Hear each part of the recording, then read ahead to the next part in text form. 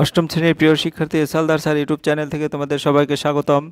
আজকে আমরা তোমাদের পাইচিত্র কষে দেখি 2 এ নিয়ে আলোচনা করব। তোমাদের প্রথম ইউনিট টেস্টের সিলেবাসের অন্তর্ভুক্ত এই চ্যাপ্টারটি গাণিতিক ও জ্যামিতিক চিত্রভিত্তিক বিশ্লেষণ সহ সম্পূর্ণ সমাধানেই তো এই ভিডিওর মাধ্যমে আমি দেখিয়ে দেবো। কাজেই তোমরা যারা এখনও আমার এই চ্যানেলটাকে সাবস্ক্রাইব করো না, তারা এখনই আমার চ্যানেলটাকে সাবস্ক্রাইব করে বেল আইকনটি প্রেস করে দাও, যাতে পরবর্তীতে আরও সুন্দর সুন্দর ভিডিও দেখতে পারো। হ্যাঁ, দেখো সরাসরি আমরা চলে যাচ্ছি কষে দেখি 2। 1 নম্বরের প্রশ্ন তোমরা দেখতে পাচ্ছ। 2 নম্বরের প্রশ্ন 3, 4, 5, 6, 7, 8, 9 এই 9টি প্রশ্ন তোমার এই চ্যাপ্টারে তোমার এই সম্পূর্ণ প্রশ্নের সমাধান নিয়ে আমি আলোচনা করছি। তা তোমরা প্রথমেই দেখতে পাচ্ছ যে এখানে একটা প্রশ্ন আছে, গত বছর এপ্রিল মাসে রোহিতদের স্কুলে টোটাল 22 দিনের পঠন পাঠন হয়েছিল। রোহিত ওই 22 দিনে তাদের শ্রেণীতে যত ছাত্রছাত্রীর উপস্থিত সংখ্যা লিখে রেখেছে সেগুলি হলো এরকম করে লিখে রেখেছে। তাহলে আমি এই কাঁচা তথ্যটি টেলিমার্ক দিয়ে সাজিয়ে পরিসংখ্যান বিভাজন তালিকা তৈরি করি এবং সেই তালিকা থেকে স্তম্ভচিত্র তৈরি করি। প্রথমে টেলিমার্ক দিয়ে দেখাতে বলছে, কাজে ছাত্রছাত্রীর সংখ্যা এভাবে তোমরা লিখে নেবে, আর মাঝখানে টেলিমার্ক এবং পরে দিন সংখ্যা। ঠিক আছে, তাহলে দেখো 5 কোথায় আছে? এই যে 5 আছে। তাহলে আমি কি করব, এখানে একটা টেলিমার্ক দিব এবং 5 একবারেই আছে, এখানে দিন সংখ্যা 1 দিব। ঠিক আছে, 1।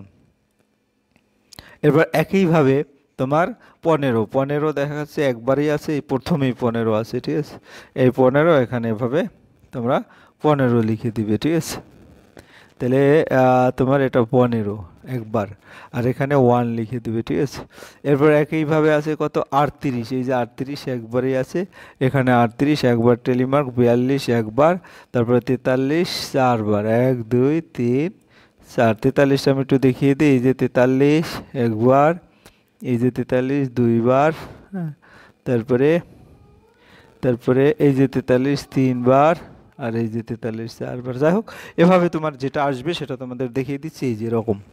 অর্থাৎ 47 আসবে 6বার, এখানে 6 লিখে দেবে। তারপর 51 আসবে তোমার 8বার। এভাবে তুমি নিয়ম হচ্ছে, দেখো তুমি কিভাবে লিখবে, 4টা 1 2 3 4, পঞ্চমটা কিন্তু এভাবে দাগ কাটতে হবে। হ্যাঁ, এভাবে মনে রাখার জন্য। তারপর যদি ষষ্ঠ হয় তাহলে আলাদা করে আবার শুরু 7 8 এভাবে করে দাগ কেটে।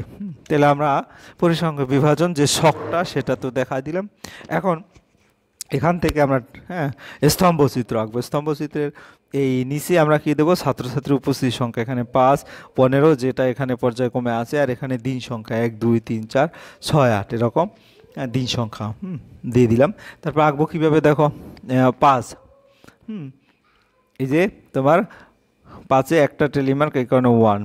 15তেও একটা টেলিমার্ক পেয়েছি, দিন সংখ্যা 1, 38-এ 1 এবং 42-এ 1 এভাবে আছে, আর বাকি 43-এ 4, এই কারণে 4 বরাবর এখান থেকে এটা হয়েছে। হ্যাঁ, এবার 47-এ 6, এই কারণে 6 বরাবর হয়েছে। ঠিক আছে, এটা 6 বরাবর, এবং 51-তে 8বার, এই 8 বরাবর হবে। ঠিক আছে, এই হচ্ছে তোমার টেলিমার্ক এবং স্তম্ভচিত্র। আশা করি বুঝতে পেরেছো। আমরা 2 নম্বরের প্রশ্নে চলে যাচ্ছি, এবং পরীক্ষা আসলে তোমরা এভাবে এক নাগারে প্রথমে তোমার টেলিমার্ক দেখাবে, তারপরে স্তম্ভচিত্র দেখাবে। 2 নম্বরের প্রশ্নে চলে যাই। আমাদের শ্রেণীর 40 জন ছাত্রছাত্রীর মধ্যে ছুটির দিনে কতজন বাড়ির কাজে কত ঘন্টা সাহায্য করে তার স্তম্ভচিত্র তৈরি করলাম এবং স্তম্ভচিত্র দেখে নানা প্রশ্নের উত্তর দিলাম। তো এই হচ্ছে স্তম্ভচিত্র। এবার প্রথম 1 নম্বরের যে প্রশ্নটা, স্তম্ভচিত্র থেকে আমাদের শ্রেণীর কতজন ছাত্রছাত্রী প্রতি ছুটির দিনে কতক্ষণ বাড়ির কাজ করে। তাহলে এই গ্রাফের দ্বারা আমরা জানতে পারলাম, কি জানতে পারলাম, যে 8 জন ছাত্রছাত্রী প্রতি ছুটির দিনে কাজ করে। 8 জন ছাত্রছাত্রী প্রতি ছুটির দিনে কাজ করে। ঠিক আছে, 2 ঘন্টা করে। দেখো এখানে 2 ঘন্টা করে, এই যে বরাবর 8 আছে, এই যে 8 8। এরপরে এবং 12 জন ছাত্রছাত্রী কাজ করে 3 ঘন্টা, এই যে 12 জন 3 ঘন্টা করে কাজ করে। তারপরে 14 জন ছাত্রছাত্রী কাজ করে 4 ঘন্টা, এই যে 14 জন ছাত্রছাত্রী 4 ঘন্টা, এবং 6 জন ছাত্রছাত্রী কাজ করে 6 ঘন্টা, এই যে 6 ঘন্টা বরাবর এখানে আছে। ঠিক আছে, আশা করি বুঝতে পেরেছো 1 নম্বরের উত্তর। এবার আমরা 2 নম্বরের প্রশ্ন যাব। এই গ্রাফের দ্বারা পরিষ্কার জানা গেল যে ছুটির দিনে সবচেয়ে বেশি বাড়ির কাজে সাহায্য করে তারা হচ্ছে কি, 5 ঘন্টা করে, তাহলে 5 ঘন্টা করে বাড়ির কাজে সাহায্য করে একদল ছাত্রছাত্রী, তাদের সংখ্যা হলো 6, ঠিক আছে। তাহলে তাদের সংখ্যা, এই যে 5 ঘন্টা করে করেছে, তাদের সংখ্যা হচ্ছে 6, ঠিক আছে। এই যে সবচেয়ে বেশি ঘন্টা কাজ করে, প্রতি ছুটিতে 2 ঘন্টা করে কাজ করে কতজন ছাত্রছাত্রী? 2 ঘন্টা করে কাজ করে, এই যে হুম তোমরা যদি গ্রাফে দেখতে চাও, এই 2 ঘন্টা করে কাজ করে হচ্ছে 8 জন। হ্যাঁ, এই যে 8 জন 8 জন, ঠিক আছে। যাই হোক, এখানে 8 জন 2 ঘন্টা করে কাজ করে 8 জন ছাত্রছাত্রী। আশা করি উত্তরটা বুঝতে পেরেছো। এবারে তোমাদের 3 নম্বরের প্রশ্ন, নিচের পাইচিত্র থেকে দেখি আমি প্রশ্নের উত্তরগুলি খুঁজি। শ্রোতারা কোন কোন ধরনের গান পছন্দ করে তার পাইচিত্র, ঠিক আছে। যেমন দেখো, লোকসঙ্গীতের শ্রোতারা বৃত্তকলাটি সম্পূর্ণ বৃত্তার ক্ষেত্রে কত অংশ লিখি। হ্যাঁ, তাই পাইচিত্র থেকে দেখা যাক যে লোকসঙ্গীতের শ্রোতারা বৃত্তকলাটি হলো সম্পূর্ণ বৃত্তার ক্ষেত্রে 20%। হ্যাঁ, এই যে 20%, এটা হচ্ছে লোকসঙ্গীতের, ঠিক আছে। তাহলে 20% যদি হয়, তাহলে আমরা কি করব, অর্থাৎ 20/100, কারণ টোটাল পার্সেন্টেজ এখানে যোগ করলে 100 হয়। তাই ভগ্নাংশ রূপে প্রকাশ করলে 1/5, তারপরে 1/5 অংশ। এরপরে 2 নম্বর, পাইচিত্র থেকে কোন ধরনের গানের শ্রোতা সবচেয়ে বেশি লিখি। তাহলে আমরা দেখতে পাচ্ছি এখানে 40% গানের শ্রোতা, অর্থাৎ আধুনিক সঙ্গীতের গানের শ্রোতা সবচেয়ে বেশি, আধুনিক সঙ্গীতের, এই যে আধুনিক সঙ্গীত, ঠিক আছে। তাহলে বৃত্তকলার শতকরা ভাগ সর্বোচ্চ এবং 40% সেটা শ্রোতার সংখ্যা সবচেয়ে বেশি। এরপর 3 নম্বর, কোন ধরনের গানের শ্রোতা সবচেয়ে কম। এখানে দেখা যাচ্ছে 10% ধ্রুপদী সঙ্গীতের গানের শ্রোতা সবচেয়ে কম, এই যে 10%। হ্যাঁ, ধ্রুপদী সঙ্গীতের গানের শ্রোতা সবচেয়ে কম। এরপরে 3 নম্বরের দেখা গেছে লোকসঙ্গীতের শ্রোতার বৃত্তকলার সম্পূর্ণ বৃত্তার ক্ষেত্রে কত অংশ লিখি। তাহলে লোকসঙ্গীত, এটা 3-এর এতে লোকসঙ্গীতের হচ্ছে 10% শতকরা ভাগ সর্বনিম্ন লোকসঙ্গীত। ইসের চিত্র থেকে স্পষ্ট, ধ্রুপদী সঙ্গীতের শ্রোতার শতকরা সর্বনিম্ন, অর্থাৎ ধ্রুপদী সঙ্গীতের শ্রোতার সংখ্যা সবচেয়ে কম। এবার 3 নম্বরের প্রশ্ন, 3 নম্বরের প্রশ্ন হচ্ছে নিচের পাইচিত্র থেকে দেখি, এটাই যদি 1 নাগারে লিখি তাহলে এভাবে লিখে দেবে। যাই হোক, এরপর আমরা চলে যাচ্ছি বি, দর্শকরা টিভিতে কোন ধরনের অনুষ্ঠান পছন্দ করেন তার পাইচিত্র। হ্যাঁ, কত অংশ লিখি টিভিতে। প্রবোধমূলক, তথ্যমূলক, খেলাধুলা, এরকম আলাদা আলাদা আছে। খবরের দর্শকরা বৃত্তকলাটি সম্পূর্ণ বৃত্তাকার ক্ষেত্রে 20/360, কারণ এখানে যে খবর 20/360 অংশ, অর্থাৎ যেহেতু ডিগ্রিতে আছে কারণ 360 দিয়ে ভাগ করেছে 1/18 অংশ। তাহলে প্রমোদমূলক অনুষ্ঠানের দর্শক সবচেয়ে বেশি, অর্থাৎ 240 ডিগ্রি। তাহলে এর অংশটা কত হবে? তথ্যমূলক অনুষ্ঠানের দর্শক সবচেয়ে কম। এবার 3 নম্বর, কোন ধরনের অনুষ্ঠান দর্শক সবচেয়ে কম? তথ্যমূলক। তথ্যমূলক হচ্ছে মাত্র 10 ডিগ্রি। এবং খেলাধুলা অনুষ্ঠানের দেখেন কত অংশ? 90% খেলাধুলা। তাহলে 90/360, অর্থাৎ 1/4 অংশ, 1/4 অংশ দেখেন, এই গেল। এরপরে আমরা চলে যাচ্ছি 4 নম্বরের প্রশ্ন, পঞ্চম শ্রেণী বার্ষিক মূল্যায়ন শুভম বিভিন্ন বিষয়ে যে নম্বর পেয়েছে, বিভিন্ন বিষয়ে যে নম্বর পেয়েছে, হ্যাঁ, তার মোট নম্বর উপর শতকরা হিসেব নিচের তালিকায় দেখালো। এখানে বিষয় প্রাপ্ত নম্বর বাংলা, ইংরেজি, অঙ্ক, পরিবেশ এবং শারীরিক শিক্ষা, হাতের কাজ। এই তথ্যটি পাইচিত্র তৈরি করি এবং প্রতিটি ভিত্তিকলায় কেন্দ্রীয় কোণ লিখি। এখন দেখো, এখানে বাংলায় 15 যেটা দেওয়া আছে সেটা আমি লিখে দিলাম। প্রাপ্ত নম্বর ভগ্নাংশে যদি করি, তাই টোটাল যেহেতু 100, তাহলে 15/100 এভাবে করে নেব। আর এটা যদি কাটাকাটি করি, তাহলে 5 দিয়ে করলে 5 কুড়ি 100, 3 5 15, এখানে 3 আসবে, ঠিক আছে। এরকম করে এটা হবে 20/100, ঠিক আছে। এখানে 1/5 হবে। এরপরে পরেরটাও যদি একইভাবে করো, এরকম 30/100। যাই হোক, আমি এটা দেখালাম না, সরাসরি দেখিয়ে দিচ্ছি যে এই অংশটুকু তোমাদের এখানে করতে বলেছি। এই যে এইটা, এই যে এই 3/10 এরকম। তাহলে কেন্দ্রীয় কোণ কি? আবার 360 ডিগ্রি দ্বারা গুণ করতে হবে, কারণ একটা বৃত্তের সম্পূর্ণ কোণ হচ্ছে 360 ডিগ্রি। তাই 360 ডিগ্রি গুণ 3/20, অংশটাকে 360 ডিগ্রি দ্বারা গুণ করে দিলে আমার কেন্দ্রীয় কোণ পাবো। এবার 54 ডিগ্রি, 54 ডিগ্রি কীভাবে? এই 0 0 কাটা গেল, 18 2 36, 3 18 54, এভাবে করে, ঠিক আছে। বাকিগুলিও তোমরা এভাবে করে নেবে। এরপরে দেখো পাইচিত্র কীভাবে করবে। প্রথমে একটা চিত্রকে মাঝখানে কেন্দ্র থেকে একটা ব্যাসার্ধ, এক কথায়, তারপর ব্যাসার্ধ থেকে এখানে, এখানে কি করবে, আমি প্রথমে 108 ডিগ্রি দিয়েছি, তোমরা ইচ্ছা মতো যে কোনোটাই করতে পারো, ঠিক আছে। তাহলে তোমাকে যেটা করতে হবে সেটা হচ্ছে হ্যাঁ এই যে এইখানে তোমাদের বসাতে হবে। হ্যাঁ কি চাঁদা বসিয়ে 108 ডিগ্রি মেপে, হ্যাঁ তোমরা এভাবে করে দেবে। পরে বাকি সম্পূর্ণটা 108 ডিগ্রি অঙ্ক পরিবেশী এরকম করে বাকি যেটা আছে এভাবে করে দিলে 100% তোমরা নম্বর পেয়ে যাবে। এরপরে চলে যাচ্ছে, এটা 4 নম্বর, এভাবে যদি লেখো এভাবে লিখে দেবে। এরপর 5 নম্বর, আমাদের পাড়ায় মাধুবাবু দোকানে আছে, আমি মাধুবাবুর দোকানে একদিনের বিভিন্ন ধরনের জিনিস তালিকা তৈরি করলাম। জিনিস মূল্য এরকম 320, 100, 160, এই টোটালটা যোগ করে ওই একদিনে মোট দেখা যাচ্ছে 720 টাকার জিনিস বিক্রি করেছে। তাহলে সাধারণ পাউরুটি বিক্রি হচ্ছে 320 ডিভাইডেড 720, 4/9 অংশ। এবং সাধারণ পাউরুটি বিক্রির বৃত্তকলার কেন্দ্রমান 360 ডিগ্রি গুণ 4/9 অর্থাৎ 160 ডিগ্রি। এরপরে স্লাইস পাউরুটি বিক্রি হয়েছে 100 ডিভাইডেড 720 অংশ, কাটাকাটি করলে 5/36 অংশ। স্লাইস পাউরুটির বৃত্তকলার কেন্দ্রমান মানে একবার অংশ বের করবে, আবার 360 দিয়ে গুণ করলে 50 ডিগ্রি আসে, তোমরা কাটাকাটি দেখবে। এরপর কেক বিক্রি হয়েছে, হ্যাঁ কেক বিক্রি হয়েছে কত, 360 গুণ, হ্যাঁ কত অংশটা পেয়েছি আমরা 2/9, হ্যাঁ কেক, তাহলে 2/9 তাহলে 80 ডিগ্রি আসবে।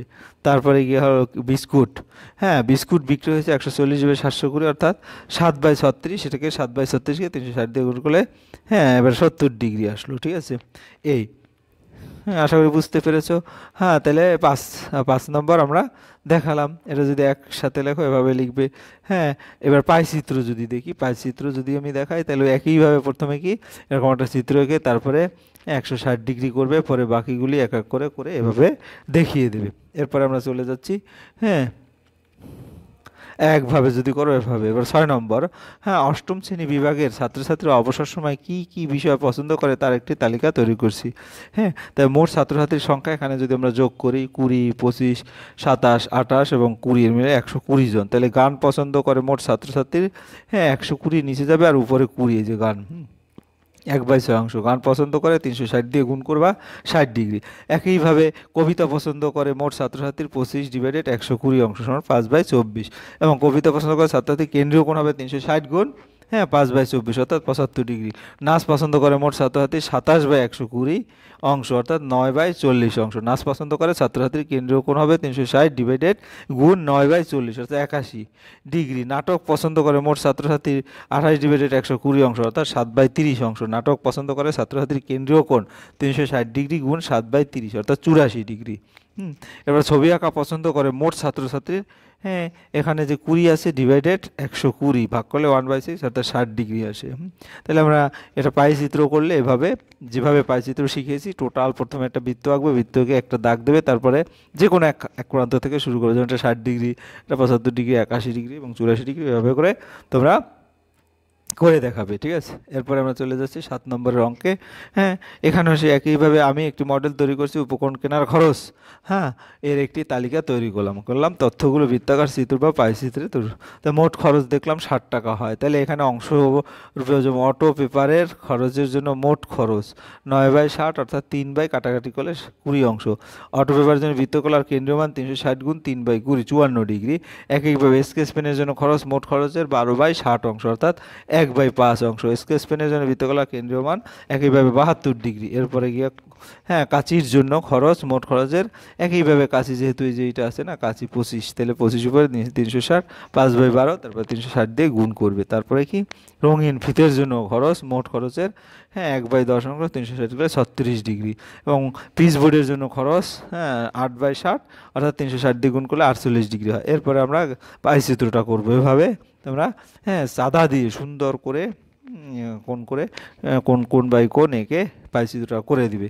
এরপর আমরা 8 দেখি, একদিন একটি চিত্র প্রদর্শনী 450 জন দর্শকের চিত্রশিল্পী তালিকা তৈরি করলাম।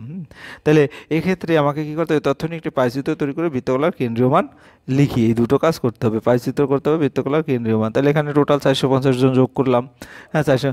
যামিনী রায় দর্শক সংখ্যা মোট দর্শকের সংখ্যার 150 ডিভাইড 450 অর্থাৎ 1/3 অংশ। যামিনী রায় দর্শক সংখ্যার কেন্দ্রীয় কোণ 360 ডিগ্রি গুণ 1/3 অর্থাৎ 120 ডিগ্রি।